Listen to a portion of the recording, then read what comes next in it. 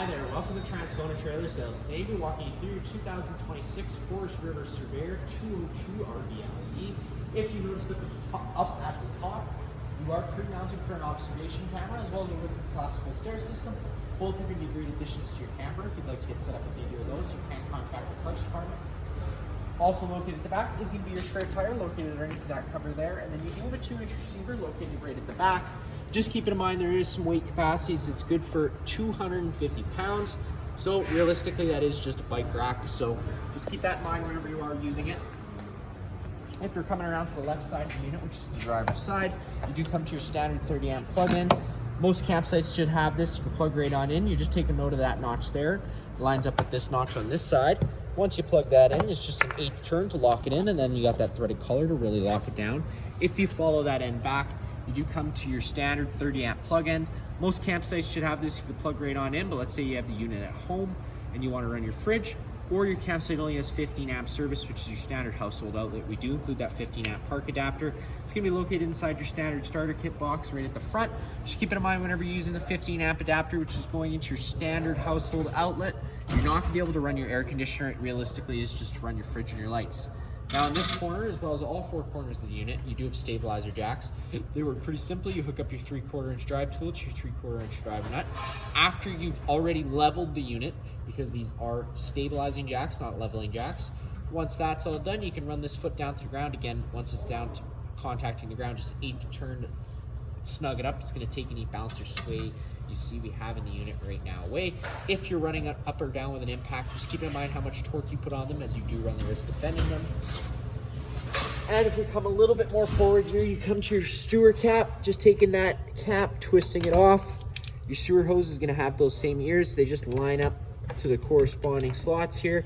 Click and lock into place. Then you got your gray valve and your black valve. You always want to empty your black valve first. This can be your dirtiest water filled from your toilets. And then you cut behind that with your gray valve, which is typically a little cleaner water filled from your sinks and your showers. Just helps keep that hose that little bit cleaner when you do go to put it away. Which brings me to my next bumper cap. There would be a bumper cap on here when you come to pick up the unit. Sewer hose slides inside the bumper, keeps most of the smell out of the unit. Coming a little further up ahead, you're going to notice up top, they decided to go, this customer in specific decided to go with an awning top or slide out topper. That's going to be a great addition for your camper. It extends the life of your room massively. Again, contact the parts department. They'd be more than happy to help put together a quote. Fresh water connection, taking that cap, twisting it off. That is where your fresh water would go, and that's what fills up your fresh tank. City water right down below that. So that's if you're at a site with service, you just thread a garden hose in there, turn it on. It does pressurize all the lines in the unit without needing to run your water pump. And if we come right down below the floor, you're going to notice this valve sticking down and out. That is how you drain most of the fresh water out of the tank. Again, front stabilizer jack. Then you get your service port for your hot water heater. Just pull that, open that guy up. A couple important things you want to know about in here. This little power switch here, this is what supplies the 12-volt power to the thermostat inside. So clicking it on is what turns it on. Turning it off would be for that winterization mode, or if you're leaving the unit for a while and you don't want water going stale or stagnant. Another note is if you had a camper before which had a tanked water heater, winterization was a little bit differently in the means that behind the water heater there was bypass valves you had to turn because you didn't want antifreeze going through the system. Now because this is a tankless system, you're going to want to make sure you run antifreeze through it. There's no bypass valves behind it, and if there is, don't touch them. Run antifreeze through the system. Once you've done your winterization process completely, just crack this pressure relief valve and leave it cracked open for the duration of winter. Just that way, so when those cold manageable winter months do come, you're not putting any stress inside the system. If you flip this guy open, that's where you're going to find your power cord. Again, it's going to look exactly like the one I showed you. It's just my shop copy that we had out there. Behind this panel here, there's 4 screws in each corner. There's also a little sticker that tells you there's inverter prep. So this is where an inverter would go if you decided to go with one. It's also where you're going to find access to your water pump for winterization. Just removing the 4 screws, pull the panel right out of place. That's what would bring you to that. Again, the storage compartment is nice because it does go right through to the other side. Now, around the front of the unit, you got your battery box. In there, it locates your 27 RV battery. And then right up at the front, you get your battery disconnect switch. So with it in the on position like it is now, the batteries are connected to the unit. Turning it to the off position would then disconnect the batteries from the unit. Right up front, you get your propane tank cover. Most of the time you get what you need done just by moving those tabs, lifting up on the cover. Gives you access to the top of the tanks. But for the purpose of the video, I'll just slide it right out of place. I'm just going to show you how easy it is to get to them if you had to fill them up, which I'm assuming one day you'll definitely have to. Select your valve at the front. That's just selecting which tank you're drawing off of. So with it pointed this way, you're obviously drawing off this way. Counterclockwise, like any standard barbecue, to open up the flow of propane. Now if this one were to go empty, you do just have to close it off, flip this over to the other side, and then you can begin drawing off that other tank while this one sits or while you get it filled. Now coming along the right side of the unit, passenger side, this is where you get access into that storage compartment. Right up at the front wall, you're gonna have a little motion sensing light, which is quite nice that they put in. You also have a couple little USB outlets. Then you're gonna notice this light switch, turning that on, does turn on that little Forest River accent light right at the front of the trailer. It's a neat little thing, spices up the campsite a little bit, show off to your buddies something you've got, they don't, because it is new for this year. Now inside here, there's gonna be a bunch of different accessories that this customer opted to go with. It's also where you're gonna find your starter kit, and also your sink, your water hose for your exterior little kitchen setup, which we will probably go over again. So coming a little further up ahead, you're going to notice a low point drain sticker. If you stick your head underneath the panel, you're going to notice those two lines coming down. Now those are low point drains. So if you don't want water going stale or stagnant, you're finished your winterization process, or you're servicing one of the faucets, this is technically what they call the lowest point in the line. Cracking them open would empty as much fluid as possible out of those lines. Propane quick connect here. This is what your griddle's going to connect to. I know it comes with a griddle. You're probably thinking, great, I have to bring around an extra propane tank. Not today. Forest River thought of it. They pre-plumbed it right into the front tank. So all you have to do is take your hose, pull back on the collar, just like so. Insert your tube into that, just like any standard airline. Pull the clasp closed once it's locked, opening up the flow of propane with the valve on the left. Propane is now flowing. As an added safety feature, you can operate that coupler with the flow of propane going, so you do just have to close that off, and it should allow you to unlock it and lock it again. Always making sure that you do use the dust caps whenever you're not using anything, keeping all that excess dust out. Now inside of here, you're going to notice ever-chiller mini fridge. Now this is a 120 volt mini fridge, so it's not going to work. It's not going to work off 12 volt. But whenever you are hooked up to shore power, it'll be operating full, so it's a good place to either put adult drinks, kid drinks, or no. Pulling on this guy here will allow this to come out of place. At that point, this train now slides to the right. The griddle is going to go on the right side, popping this guy open. The 1 foot on the bottom right-hand side, this foot will screw into place. The rest of the feet will screw into these holes. Once the griddle is secured down, you just take the other rubber foot, screw it down underneath. That secures this to the top of here. Then you could again run that propane line down and hook everything up. They're going to give you a little dish that goes inside this, and that's just for if you want to hook up to your little exterior shower. This is where you would do so. You do get hot and cold water, which is quite nice. And then again, you would have that dish there just around.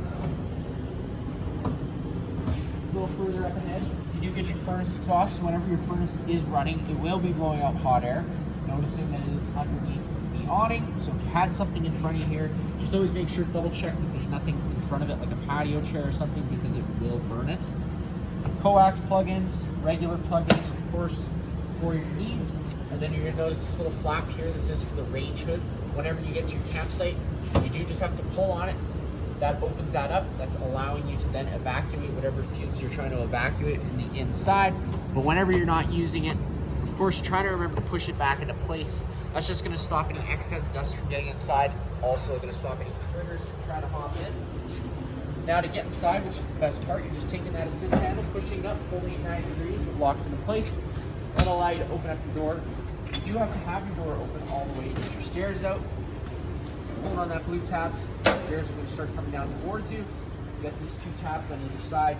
You can adjust your feet for nice and level stairs for your campsite needs. The goal is to have this black catch plate as close to the silver catch plate as possible, so that way this door can travel in and out freely without binding or anything else. And before we even jump on in, just because it's a little bit easier to see, you got your little converter. That's going to be your fuse and breaker panel as well, so whenever a breaker trips, it'll sit in the middle, so you just have to turn it off and then back on again to reset it. All the corresponding fuses will be on the right. Might be a good idea to pick up a few spares. You never know when one could go for the auto season.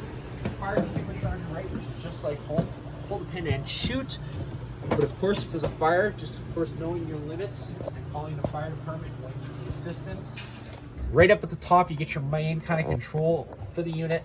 So you got what's called mood lighting. As you can see, it turns on some accent lighting in the back of the slide out, which then brings me to my slide out control, which is right next to it. Now, before you do ever try to run the slide out, I always personally recommend customers just doing a quick visual check inside and out, especially for this unit. It is a little easier to see. Just making sure that nothing's shifted during travel. It's going to get caught in between the slide out fascia and the wall, causing any problems. And then of course on the outside, making sure you have enough room to push it all the way out without it running into anything. Once you do that, you just push and hold the out button. Slide out will start making its way out. Once it's at its full extension, you're going to hear the motors wind up and click. Unfortunately, we're not going to be able to go to that today, just because I know we can't get the slide out all the way out without running it into anything. So I'm going to get it out as much as I possibly need to go, and I'm going to stop right about there just so I don't run it into the neighboring tech's bench. So that's going to stay there for now. The rest of these lights, you got interior light switches, which turns on the most of the interior lights. A porch light turns on a little orange porch light outside, and then an awning LED light switch, which turns on that strip lighting underneath the awning. Again, another little cool accent feature. Awning control, push and hold the extend button, the awning is going to make its way out. Once that awning starts rolling its way out, it's always a good idea to be visual with it, making sure it's going out nice and even, not making any weird noises. And you'll know this awning's at its full extension when you see the back of the metal tube and the little flap hang down. Now sometimes that flap can get stuck, so you might just have to retract it a couple feet and put it back out again just for it to come down. But as you can see, it is starting to come down there, but again, just because my bay is too narrow, we can't get it all the way out. But that's okay, because now if it were to start raining, you can take any arm, front or rear, push down or pull down at the center. Sometimes they can be a little stiffer when they're new. That changes the pitch of the awning head, allowing water to now run off. Now, of course, it also allows for more shade underneath, so if you wanted to do the same thing with the front arm, you can. Just make sure that before you ever try to run the awning back in, that you do push up on the arm, pushing it back up to its natural resting position, so that way when it does come in, it comes in nice, straight, even. And to retract it, again, it would be as simple as holding the retract button, just making sure the fabric rolls the right way in. Once the arm's contacted the side of the trailer, the motors would automatically cut out, but I'm not going to bore you with that in the video. Down from there, you get your sound control for the unit, power button to turn it on, this little Bluetooth button, push and hold it. Then it should show up pairing on your phone. And then once you connect to it, that is how you run the sound system off this unit.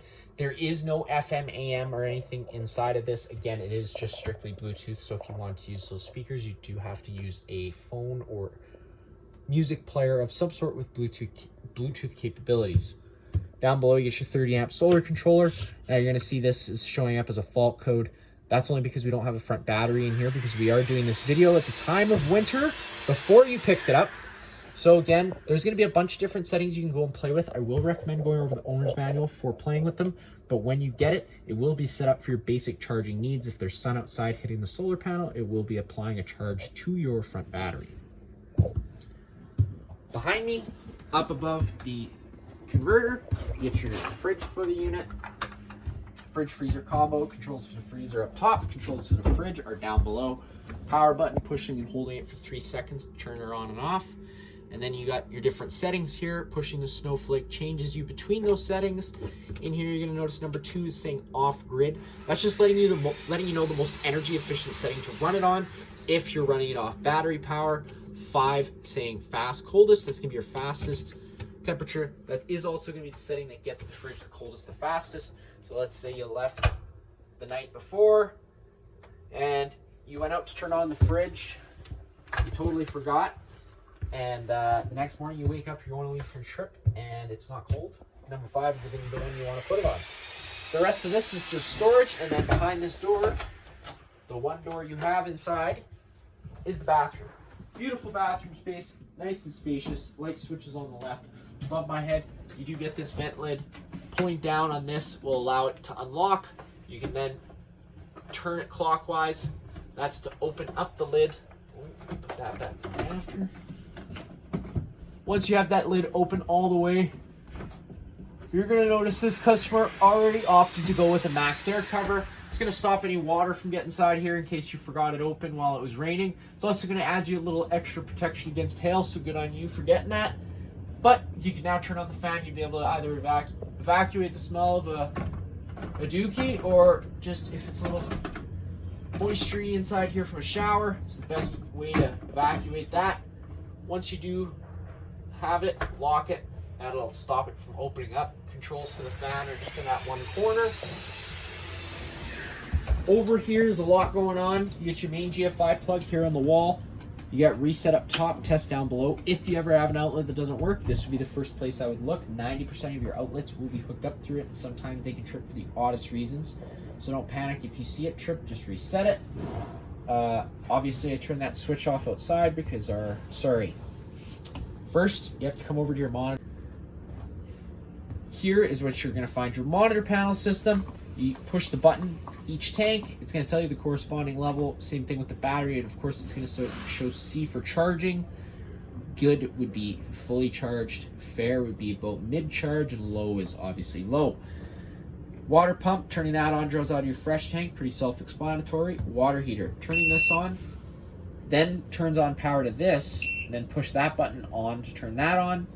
Up or down at any time to change your set desired temperature. Right off the bat, you're going to be locked to 51 degrees Celsius. That's just to stop kids from scalding their hands.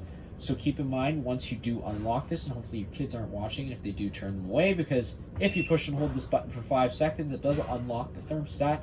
It'll allow you to go up another 4 degrees, up to 55. Keep in mind, 55 degrees Celsius water is extremely hot. If you have your hands under it bare, you definitely run the risk of scalding yourself, so just be careful. Again, on and off at any time. I personally would use that hot water heater switch. And then you have a heated tank, holding tank system. So that's for your extended camping seasons. Just keep it in mind, our Manitoba winters are much too cold for this to be adequate. It is realistically for that 1 to 5 degree temperature range. Once you start dipping below zero, anytime you're below zero, you run the risk of things freezing, even with this tank system on. So just keep that in mind if you are using it. Shower, again, pretty self-explanatory, and now that will allow us to go into the rest of the unit. This customer apparently already opted to go with the collapsible ladder, which is going to help them massively for checking all their seals periodically, which it's going to tell you to do in your owner's manual. Microwave up top, self-explanatory, just like home. Range hood. Now I always recommend running this range hood whenever you're running your stove. As your stove runs off propane, as it burns, it does let off that carbon monoxide. Down below you get your CO detector. If this guy does ever start going off, don't panic. Just turn off the main supply propane at the front of the unit, open up some windows and vents, and get some fresh oxygen inside of here. So now that we are coming to our stove, I'm just going to go over a quick notes about propane. In the future, whenever you turn the system off at the front of the trailer, and of course, if you disconnect one of the bottles, especially, it does allow air into the system. Once air makes its way in to the lines, it has to be purged out.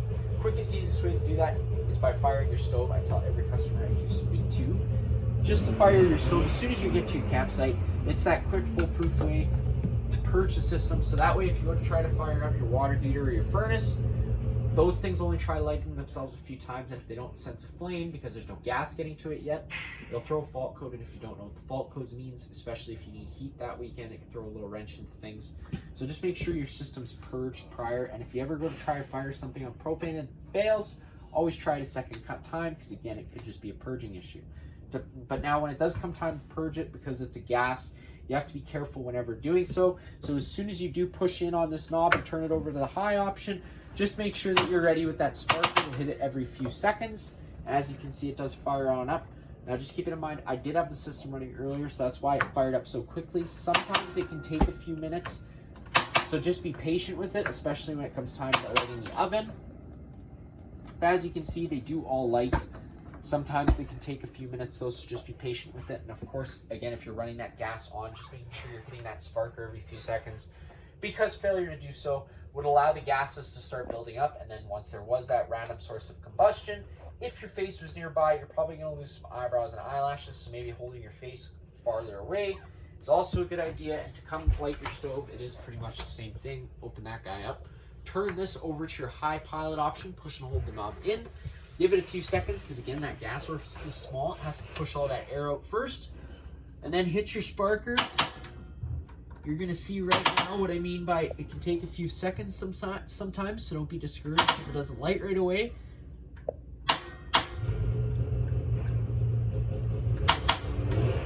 Again. Oh, there we go. So now pushing and holding in on that button still. Once you can let off the temperature control button and the pilot stays lit on its own, it's then ready to be fired up to its desired temperature. And as you see right now, it is firing right up, no questions asked.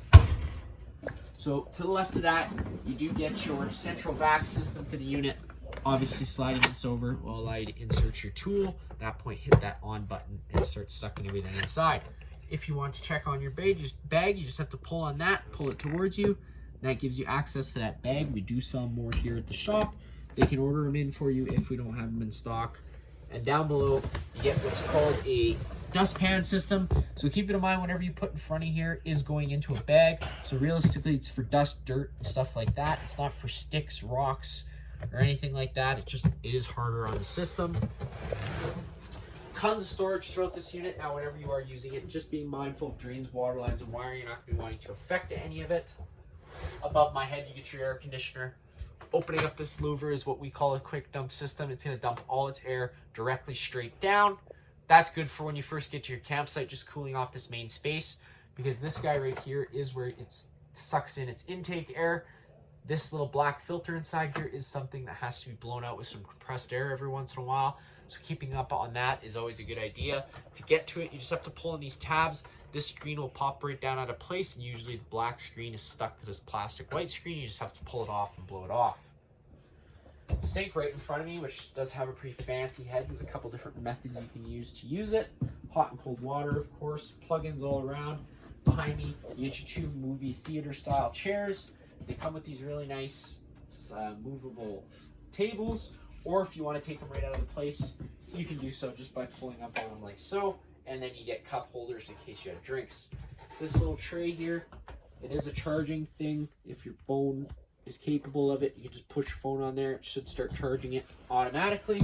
Or if you want to cuddle a little bit, you can fold that up and you get your couch system back. All the blinds in the unit do work the same way. They just kind of sit where you leave them. One quick pull will allow them to retract back up, or just pull down, and wherever you stop, that's kind of where they stay. And then in the back, you get your basic bedroom space.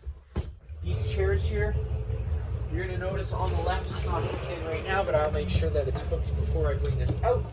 This is a travel strap. It's very important to use this. Failure to do so, those chairs will just be able to fly around inside here freely during travel. Whatever you're feeling inside of the truck usually doubles back here. So again, it's important you do use this. Your TV's also going to have one. Again, using it is also going to be important. And then you get your little coax outlet. Beside it, you get this black button. This turns on that green light. It's turning the antenna on the roof. Now, it's also going to improve radio frequency and cell phone frequency. So we typically recommend leaving them on during camping, but try to remember to turn them off whenever you're not using the unit. That way you're not drawing any excess battery power. Picking up at the foot of the bed does bring you access to a little storage area in the back there for any sort of blankets, and then you do get a little drawer system that they put in as well.